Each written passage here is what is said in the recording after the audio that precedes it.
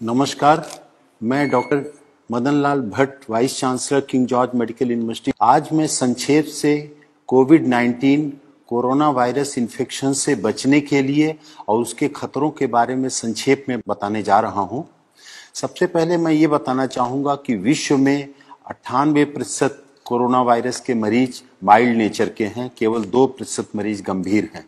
इन 98% मरीजों को अगर केवल अपने स्वास्थ्य का ध्यान रखें, आराम करें और किसी तरीके की कोई स्ट्रेस या टेंशन न लें तो ऐसे मरीज स्वतः ठीक हो सकते हैं। केवल 2% ऐसे मरीज हैं जो गंभीर स्थिति में हैं और उनकी खतरे के लिए उनके साथ ज़्यादा उम्र का होना, 65-70 साल से ज़्यादा की उम्र, डायबिटीज़, ब्लड प्रेशर, किडनी या कैंसर जैसी किसी बीमारी से ग्रसित होना या शरीर की रोग प्रतिरोधक क्षमता किसी अन्य कारण से कम हो जाने के कारण उनको खतरा है।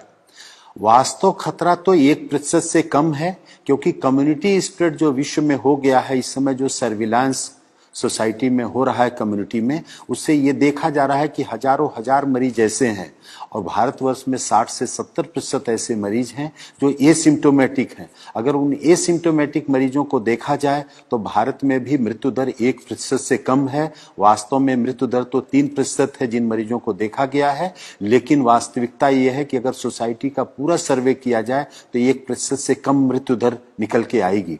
ऐसी स्थिति में बचने के लिए जो सामान्य उपाय हैं मैं उनको संक्षेप में बता रहा हूं, जिसको कोई भी व्यक्ति अपने जीवन में, स्वस्थ व्यक्ति उपाय के माध्यम से बच सकता है। और कोई व्यक्ति अगर संक्रमित हो गया कोरोना वायरस से तो भी उससे ठीक होने की संभावना बहुत ही ज्यादा रहेगी। पहली तो बात यह है कि व्यक्ति को स्वस्थ जीवन शैली का पालन करना चाहिए। स्वस्थ जीवन शैली में 6 से 8 घंटे की अच्छी नींद लेना आवश्यक है। इस नींद के घंटे में रात को 10 बजे से प्रातः 4 बजे का समय अवश्य इंक्लूडेड होना चाहिए। दूसरा आवश्यक है कि व्यक्ति को पर्याप्त मात्रा में पानी पीना चाहिए।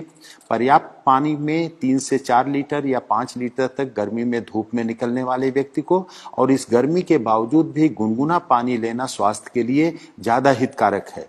तीसरा जो अति आवश्यक विषय है कि सुपाच्य पौष्टिक भोजन लेने की आवश्यकता है समय समय से, और फलों और सब्जियों का बहुतायत में प्रयोग करने की आवश्यकता है। इस समय पे fast food, junk food, cold drinks, ice cream, इन सब से बिल्कुल बचने की आवश्यकता है।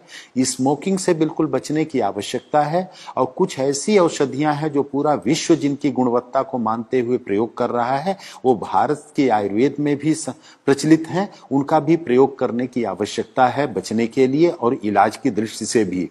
इसमें सबसे आवश्यक है जो सिट्रस फ्रूट्स हैं, नींबू, संतरा, मौसमी, उनका सेवन करना। नींबू को गुनगुने पानी में डाल करके अदरक के टुकड़े के साथ अगर उनको उबाल के लिया जाए तो वो रोग प्रतिरोधक क्षमता भी बढ़ाता है और कोरोना में ठीक होने की संभावना भी बढ़ावा देता है। उसके साथ गिलोय रोग प्रतिरोधक क्षमता बढ़ाती है, गिलोय का काढ़ा लेना या अदरक, काली मिर्च का काढ़ा लेना तुलसी के पत्ते के साथ उबाल करके सुबह शाम लेना भी इसमें हितकर है। दिन भर गर्म पेय पदार्थ लेते रहना, जैसे हर्बल टी है या ग्रीन चाय का प्रयोग करना भी इसमें स्वास्थ्य के लिए हितकर है। हल्दी का भी ऐसा प्रभाव देखा गया है कि रोग प्रतिरोधक क्षमता भी बढ़ाती है, वायरल इन्फेक्शन से बचत करती है। तो हल्दी दूध में डाल करके साथ में अगर काली मिर्च को भी प्रयोग किया जाए, खास तौर से हल्दी 4 तो काली मिर्च 1 के अनुपात में अगर दूध में डाल करके लिया जाए तो ये भी कोरोना इन्फेक्शन में सहायक है।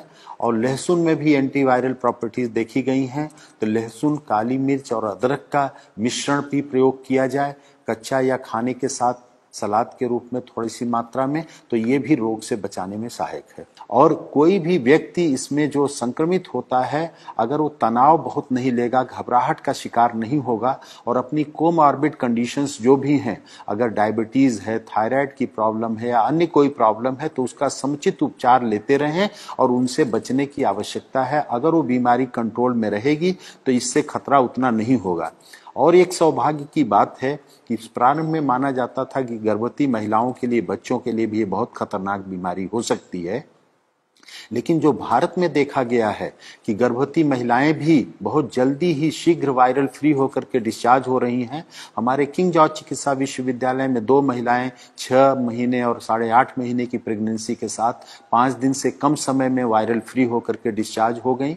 छोटे बच्चों में भी 3 महीने का बच्चा, एक गोरखपुर में, हमारे यहाँ 2.5 वर्ष का एक बच्चा, उत्तर प्रदेश में एक और 9 महीने का बच्चा, ऐसे महाराष्ट्र में भी छोटे बच्चे नवजात शिशुओं को वायरल इन्फेक्शन से, इस कोरोना वायरस से मुक्ति बहुत ही शीघ्र मिल गई।